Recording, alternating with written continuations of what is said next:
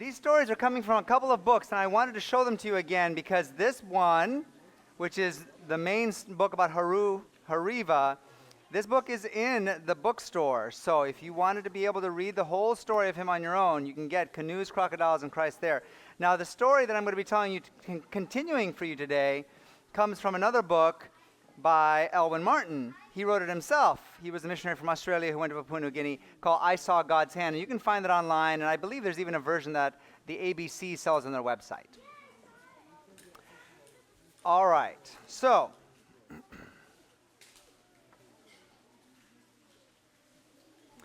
Elwyn Martin tumbled from wave to seabed and wave to the seabed over and over in the shallow water from the sandbars at the mouth of the Vailala River, 3 miles out into the ocean where the barge had just capsized. And where everyone on that barge, all the crew people and the captain had jumped into the water. And we're all trying to swim to hang on to oil drums that were floating in the water from the barge. And he had spotted one oil drum, the nearest one, with a couple people hanging from it, 300 yards away. Way too far for him to be able to swim when the waves just kept pounding him down, mashing him into the sea floor, and sand in his face and water getting into his nose and down into his lungs. He didn't have very long to go, and he sent something up. What did he send up, remember? A prayer arrow would zing from his head. Lord, save me if you want me to work for you. And then he suddenly had two things to notice. One thing that he saw and one thing that he heard. The first thing that he heard was the voices of two men calling to him, come here, come here with us, come hang on to this oil drum with us. Which was amazing for a couple of reasons. Number one, because he understood the words. Now, Elwyn had just arrived to start working in Papua New Guinea. He only spoke English. He didn't understand Motuan, which is the language there. But he understood what was being said. And the second thing that was strange about it was that he could hear it at all because the nearest men had been 300 yards away. But this leads us to the second amazing thing that had just happened, because not only could he be hearing something, he saw something. He saw that the oil drum and the men hanging on it were now only 20 feet away. Where just a moment before when he had prayed, Lord save me, he had been 300 yards away from them. He was now only 20 feet away from them, just maybe the length of this stage. Somehow, in that moment after Elwyn had prayed that prayer, he had jumped, he had moved, he had teleported 300 yards in the water, and was right next to the oil drum. And he swam as much as he was capable of swimming. He was so exhausted. And the men reached down, come on, give us your hands, they said. And they brought his arms up over the oil drum, this slick, round oil drum, nothing with a good handle to hang on to. And so what they did was they floated on opposite sides of the drum, hanging onto each other's hands. And he was so weak that it took both of those men to just clamp their hands on his arms and keep him from sliding off and drowning in the water. And they stayed in the water for 4 hours, pounded by the waves, with a storm howling by. But the waves pushed the oil drum slowly in, and eventually they came to shore. 3 miles it had taken to get from that ship that had capsized into shore. They were exhausted. Elwyn, the last thing he remembered before completely losing consciousness was just feeling solid ground under his feet and just falling on his face right there in the shallows, and the other men dragged him out. But thankfully, where they had come to shore, there were people who had been seeing the issue with the barge. They had been watching them, and so they had come down and were helping them to be able to rescue the people who had swum to shore. And when Elwyn and the men arrived, these people came down and they brought them up to their homes, brought them up to their huts. They dried them off. They put them by the fires to warm up. They gave them some food, and the men were all able to sleep in those huts that night.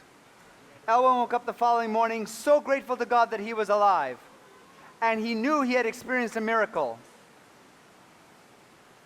And now Elwyn wanted to thank those men who had saved his life, who had hung on to him for 4 hours. So he went to where everyone was gathering on the shore as they were all trying to figure out, well, what now? Our whole barge just sank. What do we do next? Elwyn walked up and he spotted the two men, those two crewmen who had saved his life. And he walked up to them and he said, gentlemen, I want to thank you so much for what you did. You saved my life. And they both just looked at him and they began speaking to him in Motuan. And he didn't understand Motuan. And he said, no, let's talk. Please, I only speak English. Talk to me in English again. And they just kept talking to him in Motuan. Just a minute. He went off and he found the captain. He said, Captain, could you come over and interpret, please? These men they talked to me yesterday in English. Now they're pretending they won't talk to me in English. They're just talking in Motuan. So the captain came over, and Elwyn told them what to say, and the captain talked to them, and they went back and forth in Motuan for a little bit. And then the captain turned to him and said, I'm sorry, Mr. Martin, but they are saying the same thing about you. They are rather frustrated because yesterday they say that when you joined them on the oil drum, for those 4 hours, you spoke to them in Motuan. How come you aren't speaking to them in Motuan now? Another miracle. Elwyn didn't know the language. These men didn't know his language. And yet, for the time that it mattered, that it needed to be done, that Holy Spirit power of translation had been working there so that the Papuan men had talked to him in Motuan. That's what they heard coming out of their own mouths. He heard it in English. And he talked to them in English, and they heard it in Motuan. God worked so many miracles in the lives of these missionaries in Papua New Guinea. Some of those were instant miracles that you could see an instant answer to prayer. Others were miracles that took a long time to come about, that took a lot of patience, a lot of standing on the promises. But that promise that Haru had hung on to was also a promise that had gotten Elwyn through that episode in the ocean. What was that promise from Isaiah 43? Do you remember how it starts? Fear not, for I have redeemed you. I have called you by your name. You are mine. When you pass through the waters, I will be with you. And through the rivers, they shall not overflow you. When you walk through the fire, you shall not be burned.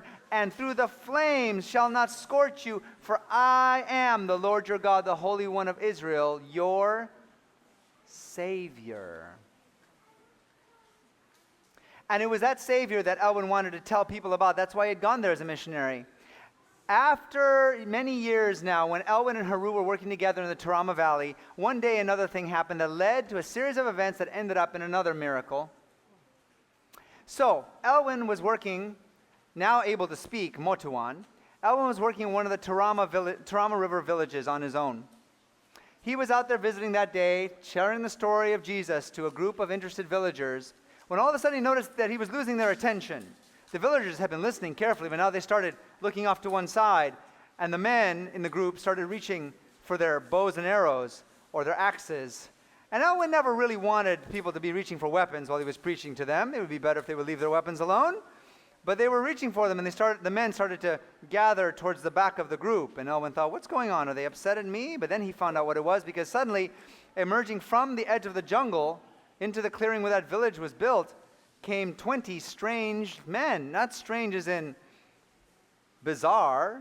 They looked like other villagers, but 20 men who didn't live in that village. And they were dressed for war. This was a chief and his 19 warriors who had arrived, and they were dressed for war. They were dressed for war with paint on their faces and bodies. They were dressed for war with huge headdresses made out of hundreds of feathers from birds that they had killed. And they were all carrying weaponry. All of them had their long bows with long arrows. All of them had some kind of jungle knife or hatchet. Some of them had sticks that were really more like clubs.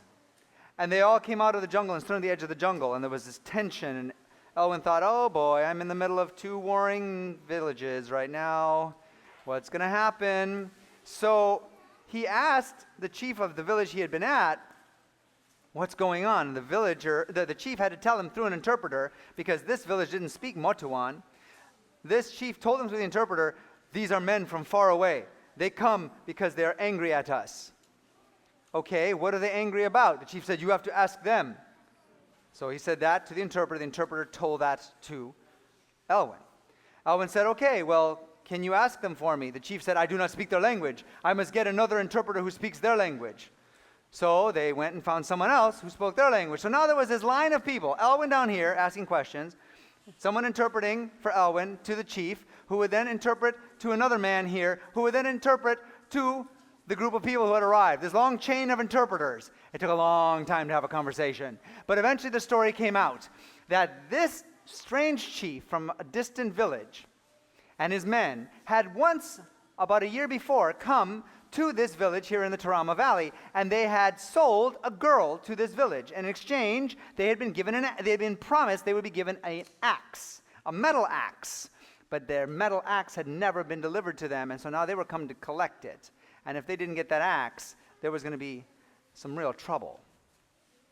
Elwyn said, why don't you, of course through all these interpreters, why don't you men just sit down and listen? I have a story I can tell you. No, they didn't want to hear a story. They wanted their axe. Elwyn, thinking quickly, I've got an axe in my canoe. If you sit and listen to this story, I will give you an axe after the story's done. Translation, and all the men sat down. And Elwyn began to tell the story through the interpreters, line by line, about the story of Jesus. But he'd only said a couple lines of the story when the chief stood up and began gesturing and saying things. And the interpretation came down to Elwyn. What is he saying? He's saying, you must come tell the story to my people. And Elwyn just kind of nodded. Okay, thank you. Let me finish the story. Kept on telling the story, but he kept being interrupted. The man kept standing up. You must come tell the story to my people. And finally, when he was done with the story, the man came up to him and said, you must tell the story to my people. Interpret. And Elwyn said, okay, I will. And immediately, this chief just reached out and grabbed Elwyn and gave him a big hug, lifted him right off the ground. And poor Elwyn. Now, I mentioned to you how when the 7 days would come into a village and people would start to listen about the story of Jesus and they would start to have changed lives, one of the things that would change is they would start bathing, right? If you weren't somebody who bathed, but you had itchy skin, or you wanted to look really nice, the way that you would become looking really nice, you wouldn't go take a shower and then become all clean. You would just add another layer of pig grease on your skin. Yeah, you just have a container of pig grease from pigs you had slaughtered, and you would just rub it all over your skin to make you look nice and shiny. And for the warriors, it was nice because it made them slippery, so if you were trying to grab them in battle, they could just slide out of your hand.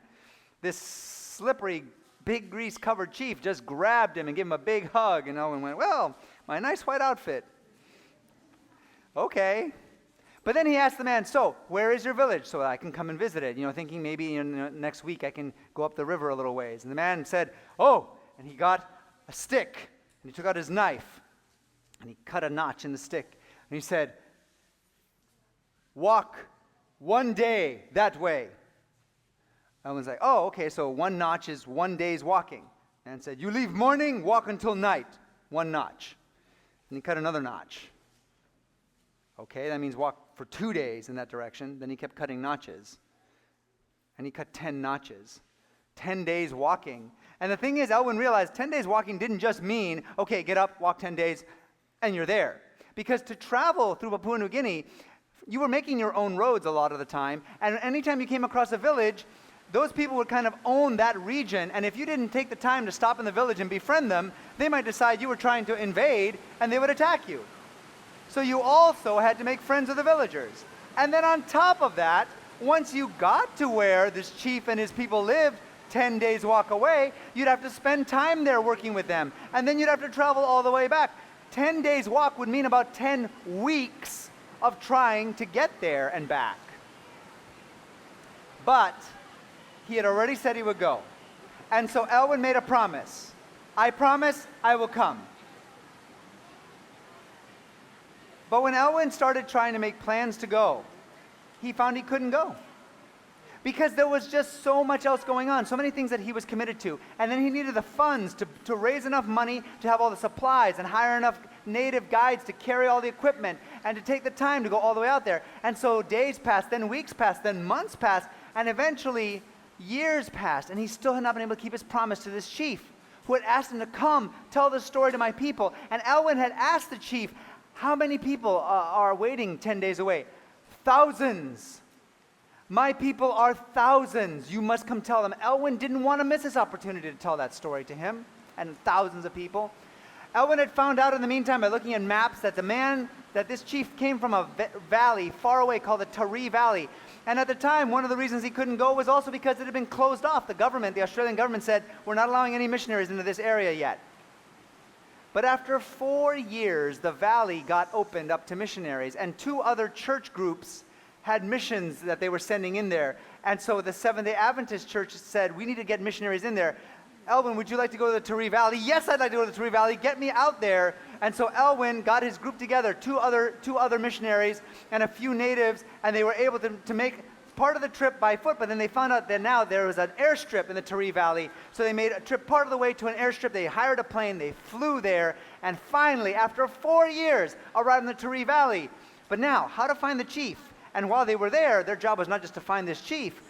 They had also been sent to start a new mission there. Find some land, buy property from the villagers so that we can build a new mission school and a clinic and set up a new base of operations here. But there were lots of special rules they had to follow. They couldn't just show up and be like, hey, we want this part of land, we're going to take it. The government had put in rules that they had to always be accompanied by an official government interpreter, always be accompanied by an official government police officer. Anybody remember what the police officers were called? Kiap, right. Somebody over here got it. Kiap. They always had to be accompanied by native guides. They always had to be accompanied by native porters. So they had this huge group that always had to go everywhere. So it took a long time to get any of this work done. Elwyn said, all right, well, we're going to start. We'll just start looking for a place to build land, and hopefully we'll find out exactly where that chief lives, and we can go and meet him and tell him the story, tell his people that story. So they went out, and they found a village with some land that looked pretty decent. They had some property that could be cleared. That would work. It was okay. You know, it was kind of flat. So they asked the villagers, we would like to buy this from you so that we can build a mission and have a chapel and have a clinic. And the villagers said, yes, yes, yes. Now, part of the rule was you had to get the villagers to agree, and then you had to then meet 3 days after they agreed, to give them time to think it over. 3 days after, you had to meet at the government offices, and that's where they would sign the paperwork to actually buy it from the villagers. So Elwyn had arranged with the villagers, all right, in 3 days, see you at the government office. And he went to the government office 3 days later, and he waited, and the interpreter was there, and the Kiap was there, and the other people were there, and the government officials were there, but no villagers. Until finally he said, could someone go and ask them what's going on? And they went, and they came back and said, oh, the villagers said they don't want to sell it to you anymore. That's frustrating. All right, well, let's look somewhere else. They went and found another village, and they began looking, and yeah, this one's okay. I mean, it's not as flat as the other one was. We could probably make it work, and, it's got a lot more trees we'd have to clear. Well, let's try it. Would you be willing to sell it to us? And these villagers said, yes, we will sell it to you. Good, see you in 3 days. And they showed up at the government offices in 3 days. Everybody was there except for who? The villagers. Send someone to go ask, what's going on? They don't want to sell it to you anymore. This happened 4 times. Now, the 4th time, the interpreter took Elwyn aside. He said, you want to know why villagers say yes, but then they say no? Yes, I want to know why. It feels like I'm wasting my time. You come and you say, we buy from you, build clinic, and so on, and you tell them you're 7 days, and they say yes, but then after you leave, the missions, they have people that come from the other church missions, and they come to them at night in the village, and they tell them, if you have 7 days here, the 7 days aren't going to let you smoke cigarettes. The 7 days are going to make you stop chewing betel nut. The 7 days say that eating pigs is bad. And then the villagers go, well, we don't want those things taken away from us. So then they change their mind, and they don't sell you the land that you want. Well, how to get around that? I mean, I wouldn't want to get into a fight with the other church missions, but how could he convince the people that stopping smoking and stopping betel nut and stop eating pig would actually be a good thing for them in the long run? He didn't know what to do. So Elwyn gathered the other 2 missionaries that had come with him, and they had an all-night prayer session. They decided they were going to be there to stand on the promises of God, and they were going to wait to see what God would do, because they were trying to keep a promise themselves that they had made. They prayed all night in Elwyn's tent until about 4 or 5 o'clock the following morning, as it was starting to become light, and there was a noise outside the tent. What is that noise? It's a version of knocking, right? Yeah, they didn't knock with their hands. They would just clear their throat and cough to let you know that they were outside. And so Elwyn said, let me go see who it is. And he went and he opened up the tent flap, and he looked out, and he saw a very big warrior. He'd never met this warrior before, but this warrior was, again, headdress, pig grease, paint, weapons. And he stood there looking at him. And he said, you 7 days? Yes? You come with me. Okay, let me go get... No. You sneak out. You tell nobody. You come with me. I wonder where he's going to take him.